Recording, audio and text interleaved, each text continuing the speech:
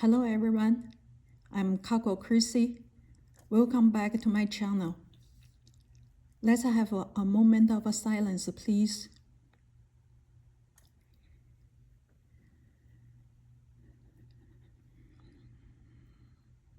Thank you. Today, I want to show you this piece is finally I identified is Liangzhu culture, a jade turtle. Let's start it with our 4-point checkup. The first one is material.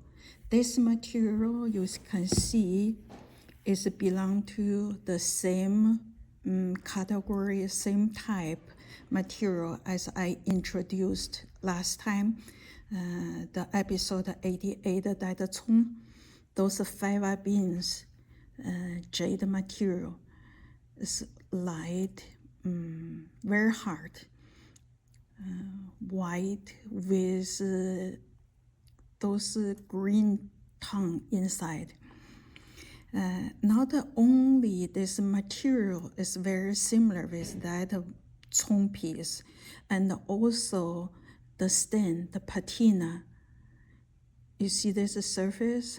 It's very much similar with that piece. Actually, because that piece is a typical design, is helping me a lot to find out which region this guy belonged to, because you can see on the design wise, there's literally a turtle. They grow out the design in the back. It doesn't have those Liangzhu culture typical dentifrice mark on it. So for a long time, I couldn't figure out which culture this piece belonged to until I made the connection with the episode 88, that's the Cong. I said, aha, there come from it. Actually, this kind of a jade material, I called it a fiber bean. You see the almost like a fiber bean, those green, light green color there. This material, scholars in China identified came from the north part. It's different from typical we see those Liangzhu kind of jade. It's very hard. You take a good polish, you see the sunny surface. This well-polished piece is then also give us the hint it belongs to Liangzhu culture. Let's come back for the design. You see that it don't have those typical marks. It's a turtle, but without a head. Turtle is a common motif during the Neolithic culture, from Hongshan to all the way to Longshan culture. They all have it. But every culture has a different design, such as Hongshan people, if they make this piece, they must have a head stick out. For this one is a pendant, no head. Later, I will show you how they make those holes. And there's don't have a head. So, in the northern part of Liangzhu culture, little bit earlier than Liangzhu, actually, started, 3600 BC to 3200 BC, just before Liangzhu culture flourished. There's a Neolithic culture called Ningjiatan culture in the north part of Liangzhu. So there, the archaeologists find a turtle like this, but the turtle has a head here. The head, they make it is very interesting. They use the one piece, make a body and make a head here. Somehow they curve out, make a hole here, and curve all out the material inside. Let the head make like a socket. The head stay there, but the head is movable, can change directions because they make a rounded at the end. It's very cleverly made. We haven't figured out how they could make so complicated with the head stick on with its body. So the same idea, this one, because of pendant, they don't have a head. Same concept. Another very interesting thing I want to show you is this piece, besides material, patina, stains, and design, and then we need to come to the craftsmanship. On the craftsmanship, I want to focus on how this piece was made. Let me enlarge this. You see how they grew away, make this dividing. See this way, can see clearly. I see here. You see the lines there? And obviously, they use a kind of stone to grow away. So you see the tool mark, and there, this is shiny patina surface. You see there? This is the way to make a jade in the early time, far before they develop those rotary tool, make a tiny, tiny, tiny lines, thin lines. It's far before that.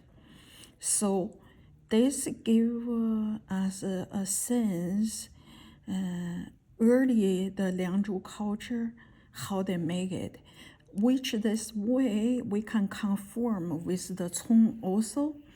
They use the same concept. Let me turn around, you can see deeper.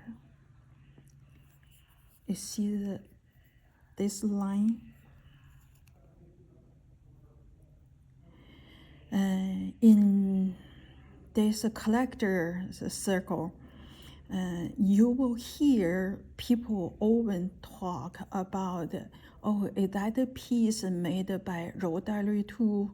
They call the tuo in Chinese. I find out that the less people know about the jade, the more they want to talk about rotary tool. Tuo. Oh, that's the tuo made the tool mark. They know the name. They don't know how it really look like. So when you are just started with learning jade, instead of putting yourself in the position to figure out how's the tool, how it look like, you learn from each piece, and soon you will see it. Don't get yourself stuck into those almost meaningless, the name. The tool, from what I see, is started, those rotary tool, they started to use it 6,000, 7,000 years ago from Hongshan culture, they already use. And then they pass on to Liangzhu culture. Yes, they use it because they're the same large family, belong to the east side of China. They all use, but that method to make a jade is not the only method to make a Neolithic jade. Such as this piece, you don't see those rotary tool mark. Instead, you see those stone scrape away the surface, make this design. That's the way it is. They use the Rodali tool, but not on every piece.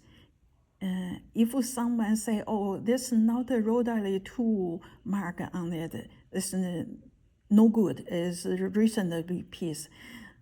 They are still in a very, very beginner stage. Hope you don't be fooled by this name. Learn from each piece, you will see much clearer. A lot of folks, they talk a lot. They use a fancy name. They really don't know much. I'm sorry. I don't mean to criticize anyone, but that's kind of true. We have to base on the evidence to see each piece to build up our knowledge. Okay, I hope you can get what I want to say. And the last one, I want to show you how the hole was made. Let's get it enlarged. See clearly.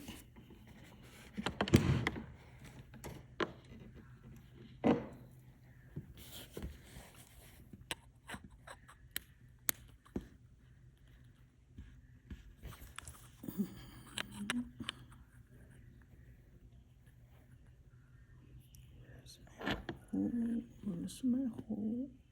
Okay, here you are. You see how they grow in?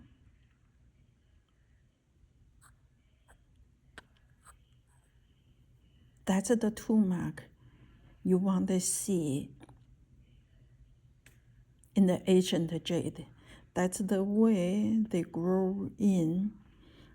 You see the lines there? Very similar with same idea. When you see Hongshan jade, they use the same method. Same. Just later on, when in the middle part of Liangzhu culture, they grow those holes as much smooth, much smooth. They almost use like the hole is like a part of a design. So smooth, they slope in. But this one is purely for hanging purpose. They don't need to grow inside that smooth. That's the idea. I hope you get it. Let's see here. Okay, we learned a lot from this piece today. Yes, before the end, I want to tell you about this piece, a story about it. Many years ago, I got this piece. The store owner showed me two pieces. Another one is much smaller, and the condition is not as good like this. More deteriored around the edges. The store people told me, hey, they're the pair, you should get them a pair. And I didn't. I just pick up this good one. And not years later, quite a while passed by, I realized, oh, wow, that's really was a pair.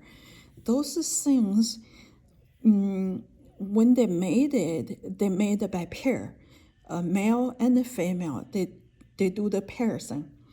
So, and then as soon as I realized I make a mistake, I went back to the store many times and tried to find out if someone will sold that piece back, and I have another chance to make them a pair again. No, I couldn't find. That's the thing. Opportunities are everywhere. They knock on our doors, But just because we don't know enough, even they knock your door, you won't grab it.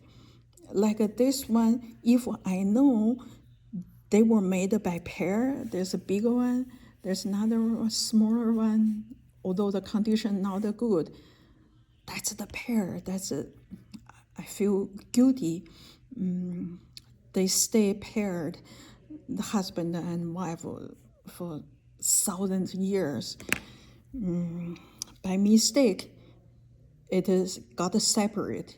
So I hope you learn this. And if you see some piece, say for animal, they must have a pair. Ask the seller, do you have a pair? If it's possible, let them stay together.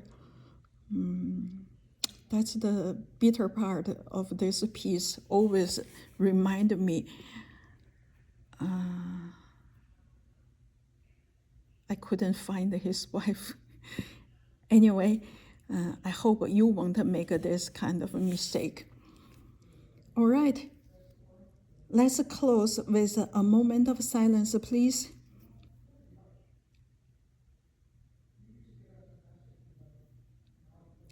Thank you. Thank you for joining me today. I will see you next time.